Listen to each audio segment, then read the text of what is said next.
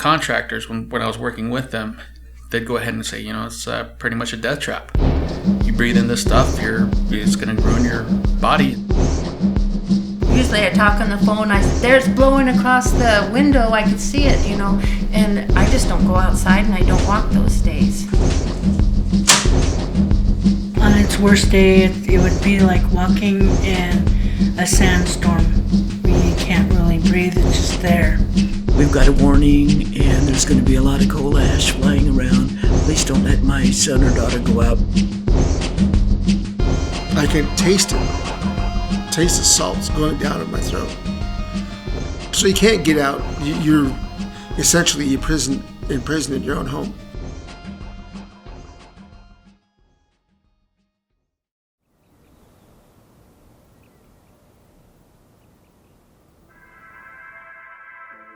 The Reid Gardner Power Station sits right next to the Moapa River Reservation. It's just one of the more than 600 coal-fired power plants across America, but it, like every other coal plant, has a dirty little secret. It's called coal ash, and it's making people sick. Coal ash is the toxic waste generated by every lump of coal we burn. It's laced with arsenic, mercury, lead, and other toxic metals. It's the second largest waste stream in America, and it's subject to less regulation than the garbage you take to the curb every week. At Reid Gardner, the coal ash is put into landfills and mixed with water and dumped into ponds. And then, when the wind blows just wrong, it picks up like a sandstorm and blows right at the reservation. It's just one of the hundreds of places across America where coal ash is threatening communities and making people sick.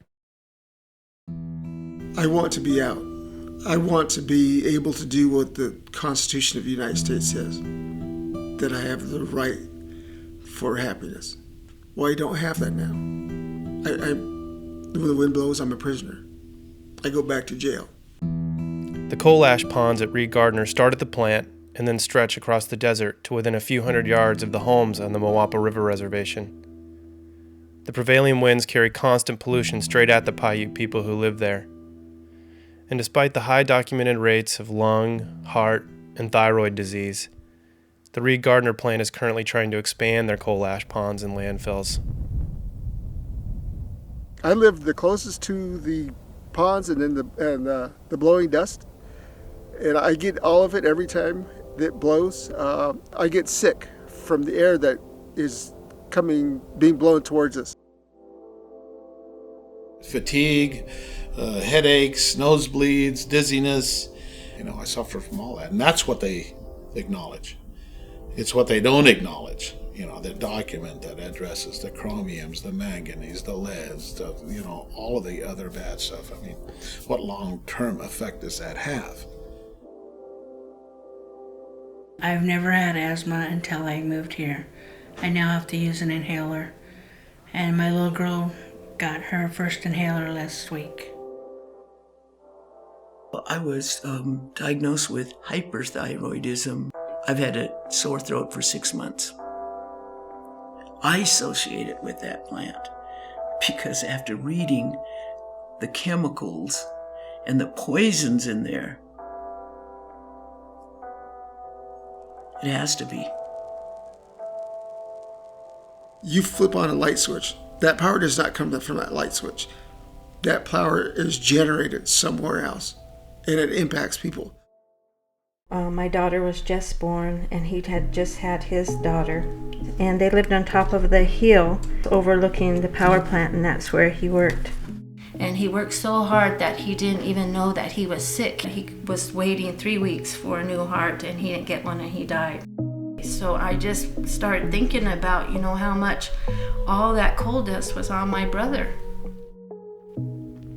Many people on the reservation have decided they're tired of being polluted on from the outside. Now, they're looking for solutions to this problem on the inside. So at the same time the Reid Gardner plant is trying to expand its coal ash storage capability, the Moapa Paiutes are trying to show a different way forward. One that uses the resources that are already there and moves us past coal. I'm working for green energy, and where we're going to have a solar plant. And so I think we're the first tribe in the United States to be putting this plant on a reservation at this large scale. So I guess I'm really proud, and I'm kind of their first worker. No pollution, no nothing, no sound or smell or nothing coming from it.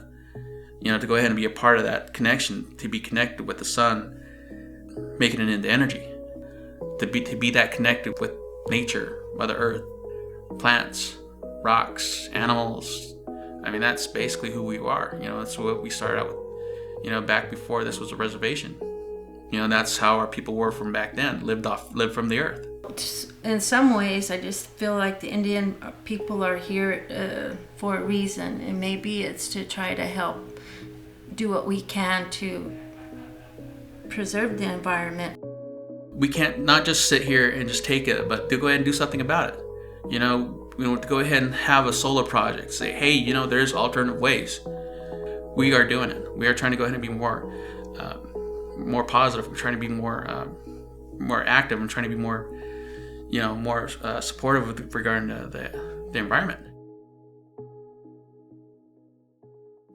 For years, Reid Gardner and hundreds of other coal plants have gotten away with polluting people with toxic coal ash.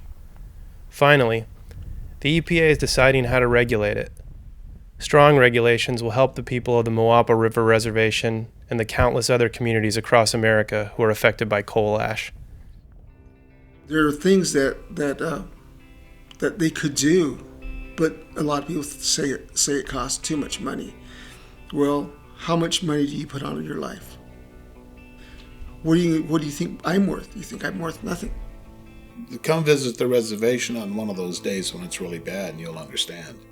You would never want to live here. You would never want to raise your kids here. So anybody that is, you know, that wants to not make it a hazard waste needs to experience it. And if they experience it, they will know that it's bad. And for the people that are trying to make it a hazardous waste, more power to you. You're on a mission to try to help at least this tribe and any other people that's near coal ash.